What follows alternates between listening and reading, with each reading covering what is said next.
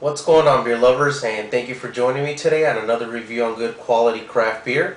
I am Charles from Beer Republic, and today we're headed over to Strongsville, Ohio, and we are going to visit the Brew Kettle Brewing, and this is their one and only White Rajah IPA, coming in at a 6.8 alcohol by volume, and this is considered an American IPA.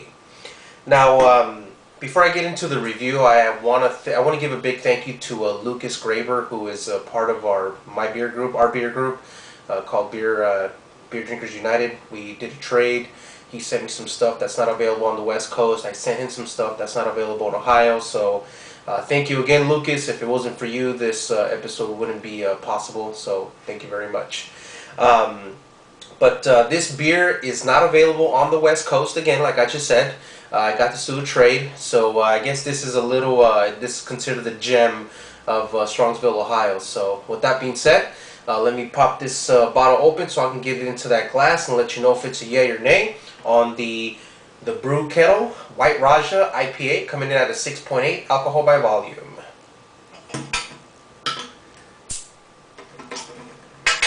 Got the little Brew Kettle cap right there. Oh, I can smell it from here. So as you can see there, look at that. Beautiful. Beautiful, beautiful. Alright, now as far as the color goes, it's a dark, it's a dark golden color. Has lots of carbonation. I can see the bubbles just rushing all the way to the top. As you can see, when I poured it, had about half a finger of a head, white head, which is dissipating very, very quickly. As far as lacing goes, it leaves a nice, decent lacing on the glass there, but it's actually very light. I can actually see through it, so it's very light for, looks like a very light IPA. So let's get a nose. Oh man, that smells so good. I mean, it's just very citrusy. I mean, it's citrusy, but you get lots of tropical fruits in here.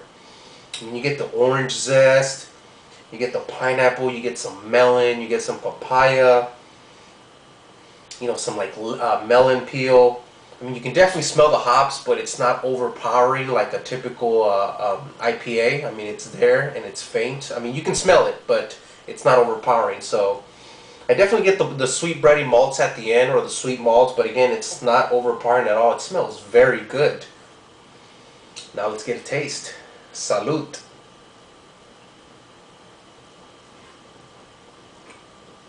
Oh my God. Wow. That is some damn good beer. It kind of reminds me of, I mean, I don't really like to compare beers because, again, you know, they all have their distinct character. But in a way, it reminds me a little bit of Pliny the Elder. I mean, wow, man, this thing is delicious. I mean, again, you get lots of the tropical fruit in there. You get the orange zest. You know, you definitely get the floral notes in there. Maybe just a little hint of jasmine. You definitely get, you don't get the hops right at the front. You get it right at the end. Let's take another sip. Yeah, it leaves a very light film with a dry finish, but I mean, I can taste, you get all the flavors, you get the tropical flavors right at the front, and then at the end you get the malts, you know, the sweet malts, and you get the hops, you know, some pine hops in there, or citra hops, but it's not overpowering, and it does not dry the palate. It goes down, it leaves a kind of a dry finish at the end, but doesn't dry the palate. I can still taste it. And it's very, very delicious. But wow, I was very surprised because you know, again, when it comes to IPAs are very complex, and usually you taste either the hops more, or it's too fruity, or it's too malty. And you know, I love it when it's a very nice, balanced IPA,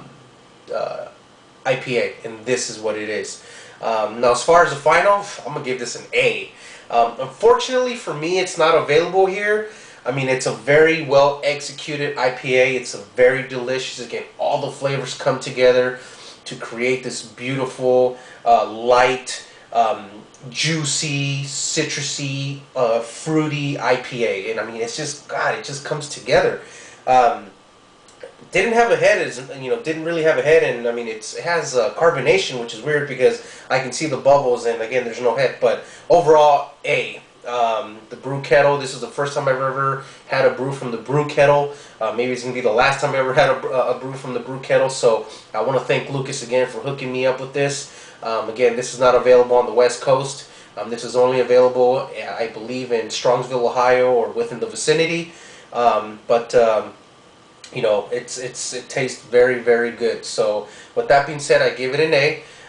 Please subscribe to my channel. Leave your comments, whether they're good, whether they're bad. Let me know what I can improve on. With that being said, thank you for joining me on another review on good quality craft beer. I am Charles from Beer Republic. Thank you for stopping by, and you stay classy.